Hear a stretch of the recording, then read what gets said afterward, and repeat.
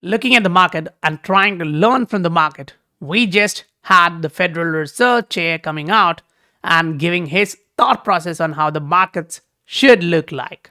And that kind of gives a bit of scary narrative in the market. So this can become quite scary if the way he introduces the idea of pushing the interest rates even higher is coming true.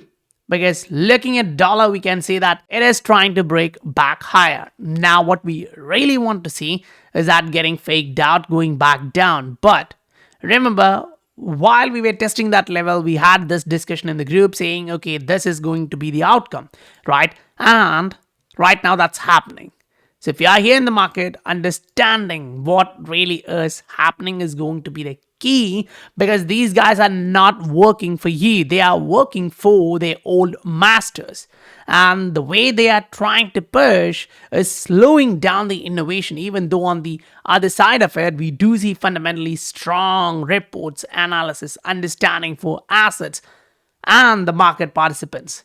But they really don't want you to see that. What they want to see is bad things in the market. Now, we are more interested in understanding, okay, what does this actually mean? And if that is going to be scary, what would be the outcomes? How is the market going to react to this stuff?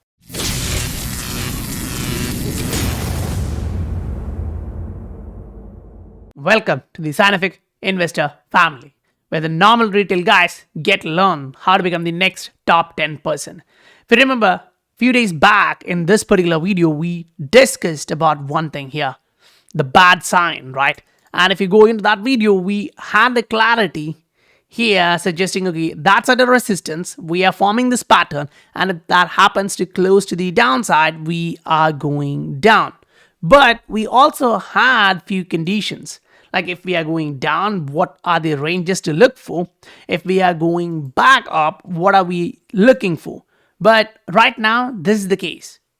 The price action did slow down, and on the same time horizon, a 3-day chart, today you can see that was really a bearish suggestion. The market did give us the idea that it's going lower here, and these 3 candles really showed you we are slowing down for the time being.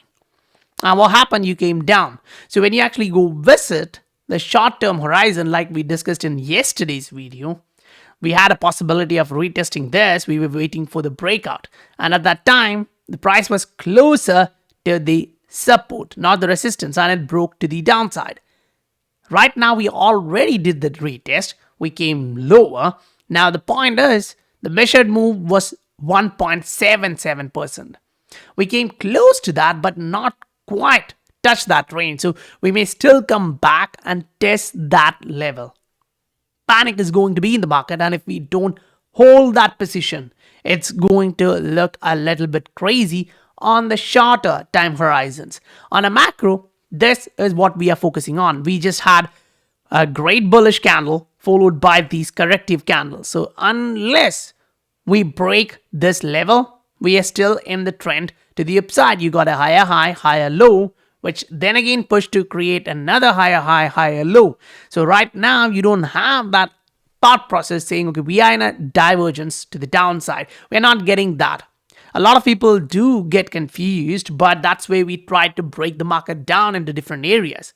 So if you are here to understand what the market is showing you, this is the short-term range we are looking for. Like, even though it's just below a year, we can put it on a short-term range. So this is the mid-range where we are at right now. It also happens to be a trend line support. So if we break this level of trend line support, now we do have the horizontal range. So that is going to be a key level of support. Now, the primary question which you should be asking to yourself is go on to a chart, weekly chart. Take only the 21-day moving average. Don't take a lot of different indicators. If you wish to, you can have the MACD and RSI just to get an idea of it. Otherwise, the price action is fine. The 21-day moving average is pointing you to the upside.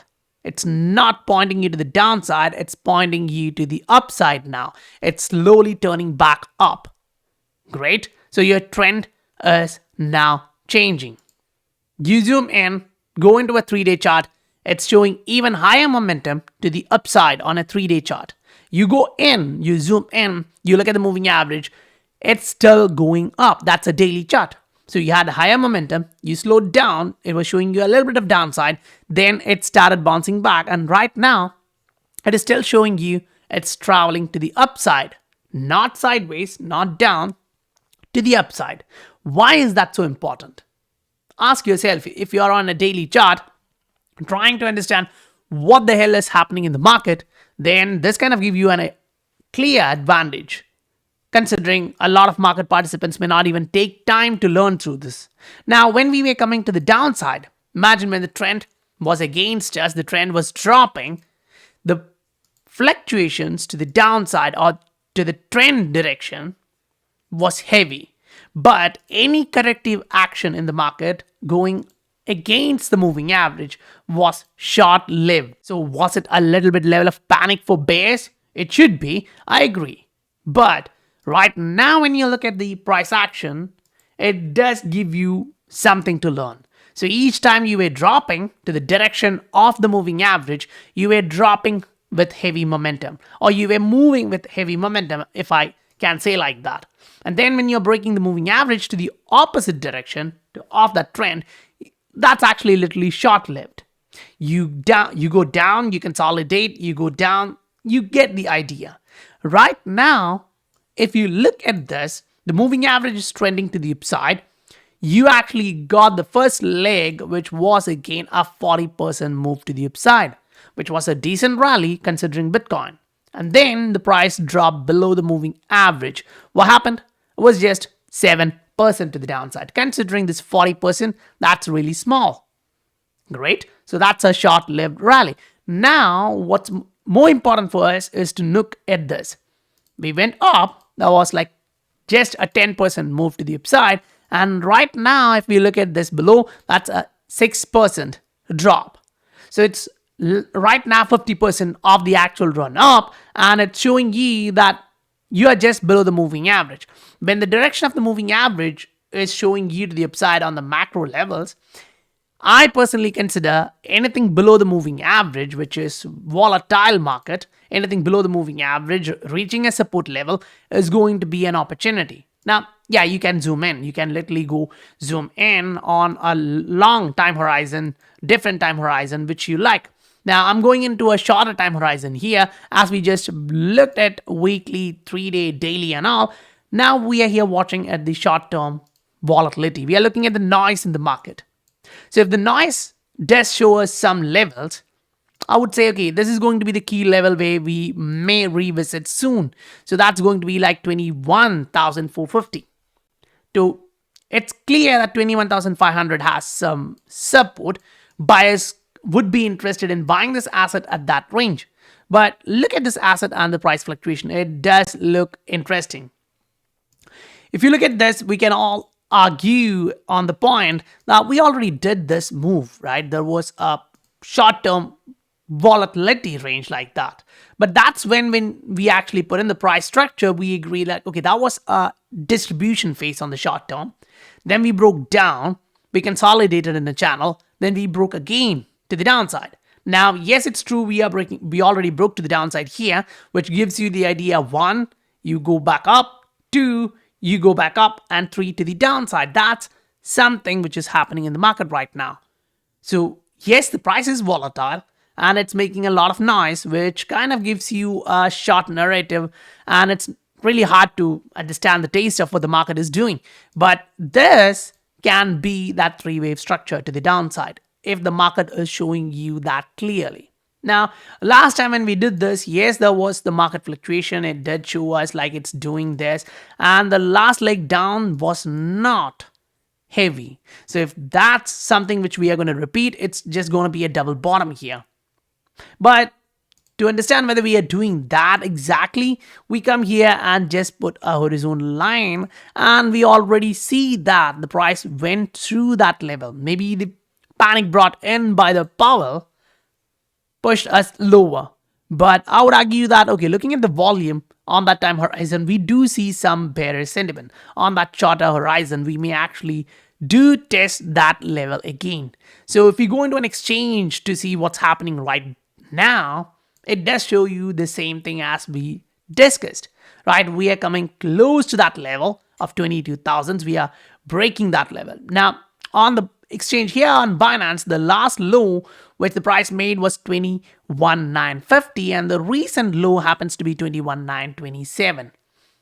So that does show you when the price actually dropped to that range, a lot of buying volume came in and it did push the price up. So there are buyers who are interested in this asset close to that range. So I think the price is going to come back down, push a lot of leveraged buys into that territory of stop loss. And take in a lot more new buyers. So the demand is going to suck the drying up this level. I do think there is going to be some panic, and that's why I started by saying this can become scary. Because the way this guy just talked today, it does not really look good, because he is literally like, I don't care if you have food or not, but what I care is my credibility, which is the inflation should be at 2%. Now remember, these guys were sleeping when the inflation was rising and rising and rising, and then all of a sudden they woke up understanding, okay, right now the inflation is so high, we need to hammer the market. They didn't act on time, and now they are acting way more than what should have been done. We all understand that, right? The market is showing you different signs on that end. We all agree on that point, but these guys are not there to protect you or me. They are there to protect the bankers, those who really rule this world. That's the truth of it. Now, when we come back again to look at like, okay, bankers are involved, but markets have millions of participants like you, me, and a lot of other peoples. Big players, small players, all of them together make this market. So we are now trying to understand what the market is showing you, meaning all of these guys, they have the panic. There is buyers, there are sellers, all of them are acting towards. But what we really wish to know is which is the direction where we are traveling to. Is the momentum to the downside heavy? So we are zooming in on our weekly chart and we are like, okay, right now it doesn't show you a heavy volume in selling. But again, this is just Tuesday. So if you're in the other side of the world, maybe you are already in the Wednesday, but you still have another 3-4 days for this week. We may get more selling volume coming in. We don't know. So the argument right now, I would put as like, okay, we may actually come back down to 21,300, 21,500, which would be the most likely support. Remember, we talked about the same scenario a couple of weeks back when we were here saying, okay, if we are dropping, our actual support is going to be here. That's the previous resistance turned into a support. Now, we have actually given enough weightage to what the BTC market is actually looking like. But also understand, on the other side, the dollar is moving up, and it's surprising to watch XRP slowly grinding up when BTC is actually dropping, right? That's something positive for XRP. Now, why is that happening? Right now, with whatever we are looking at, everything looks green and positive for the case of XRP, which does give you an idea of, okay, things may roll out quickly. And the way we are observing the market, it does show us a lot more information. And especially, when we actually get the idea from John suggesting that, okay, this case may get solved sooner than we expect. Maybe today, maybe a couple of weeks, but not in a year. So I'm like, okay, Brad Garlinghouse actually gave us a thought process that it may take a year or maybe by the mid portion of this year. But right now, an expert in this area is giving us a thought process. Maybe we may get it a little bit earlier. So I'm now trying to understand it on the both sides. Why would Brad actually give you an idea which may be wrong? Because if he, meaning John, understand this clearly with his experience and expertise, I think people around Brad Garlinghouse also know the same. So either Brad talked in the meeting before getting the information from the Supreme Court, or he was trying to be conservative, right? He didn't want to pump the market, hype the market, all those sort of things. So right now when we are here in the market and we are looking at how things are evolving, yes, it's all looking really good, great for Ripple, the company, and XRP Ledger as an asset. Because now remember, this is an old one. right? We understand that. But why is that important? It's not just an old story which we are picking up, it's being reiterated by a lot of different projects. It's being reiterated by real life utilities. It's being reiterated in different scenarios of the world. Different sectors are coming together. I'm not saying this just suggests you that they are using the Ripple CBDC suit for Singapore. It's not the case. We don't have any communication like that from the Singapore Monetary Authority or Ripple. As of now, we don't have that. But the idea that they are working with all of these guys for building a CBDC project is huge. Now, if you go into the Ripple website and when you look at innovation in central bank digital currencies, James actually talks in detail about being retail, then interoperability, financial inclusion. Now, interoperability and financial inclusions are two key parts of the equation, which is the central bank digital currency and how they really want to operate that. But being a retail central bank digital currency, I would be actually like, I really don't get that point, because most of the big countries, they are looking at the wholesale central bank digital currency and few are looking at the retail side of it. And on the retail side, I think, it can be like the nations like Ukraine, maybe Iran, Iraq, North Korea, these kind of countries may actually go for it. But right now we are seeing even other developed countries slowly getting on to this side of it. So can be control, can be anything, we don't know. But that's the way we are going. Now, when we look at the CBDCs and how they explore the ledger, it's really big, right? Just read this. Designed to be used by the Central Bank of Mexico, CoinFal explored building a retail CBDC on top of XRP ledger for Mexico's central bank. Now, that's not a small thing, actually. You really have to understand what they're trying to do. And if they're trying to put something like this, it's something big. Using that, Mexican tax authority, digital signatures called FIL or eFirma, the use of digital signatures verify the identity of the users, thereby helping to prevent fraud and theft. So they're putting this in the positive terminologies like, the digital identity, how you can use that. If it's for all good, it's great. But we have also seen other cases like in Israel, where they were literally saying, okay, we as a country became lab for Pfizer. And I'm like, okay, that's a leader of a country coming out and stating that, which is not looking good. Right? So you can have different perspectives on this, whether you're positive or negative on such agenda. The theme here is clear. Governments are pushing that, and it looks like it is going to be the case within the next 3 to 5 years, unless you are in a developing country where they won't be able to push this on you. Because if you are going to try and push this stuff on you, go look at what happened in Sri Lanka. Right? When people start getting mad, they become so mad. And the politicians, they hate the politicians, they take out the politicians, throw them away.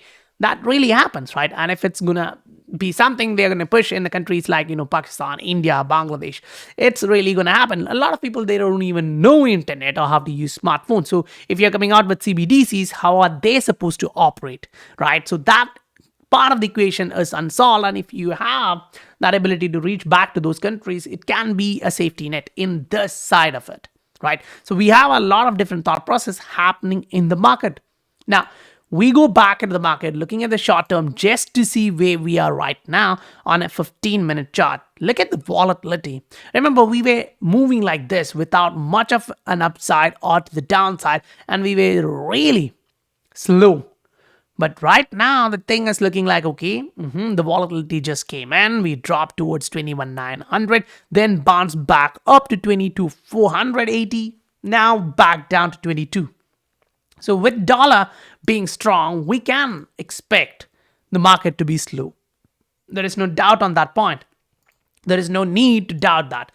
So we need to see the dollar getting rejected or this making a double bottom. Some big buys coming in and the volume on a daily changing.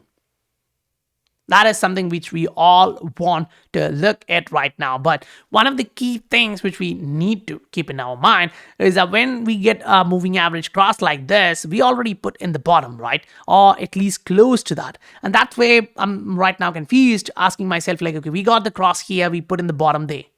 Right now, maybe this is a double bottom signal. That's possible because last time you made a new low, which was a double bottom, but that candle did not hold to the downside. It came back up and closed there. And when we zoom in, we also see the reality of it. We got a wick here. We got a couple of candles which are suggesting that the candlestick pattern is looking bullish. And we also understood that yes, inverted hammer patterns are really good on the positive note. But right now what we're observing is something which we saw back in the 3-day chart, which is suggesting you, no, I'm becoming bearish. Woo! I'm surprised.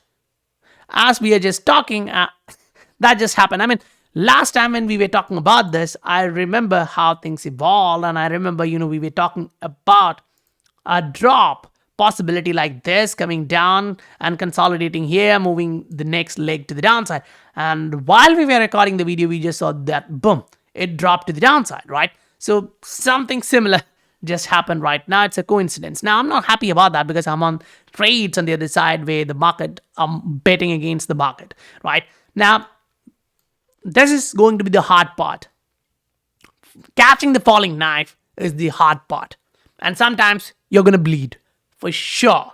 If you are in the market or if you have been in the market for a long time, you already know this. But what makes you a successful trader is like understanding where you hold on to it.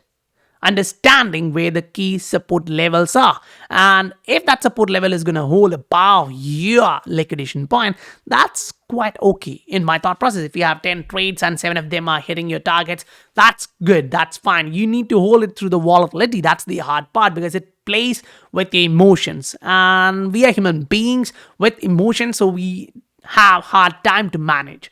So guys, if you are here in the market and you are looking for something like this or clear updates on what the market is doing for various different assets and what the general outlook is, along with opportunity calls, understanding where this is breaking higher, understanding where your targets are, you can look at the Patreon. The link is given in the description below. So that's it for today, guys. I'll meet you on the next video. And if you received value, please do hit that like and subscribe button. That supports the channel a lot.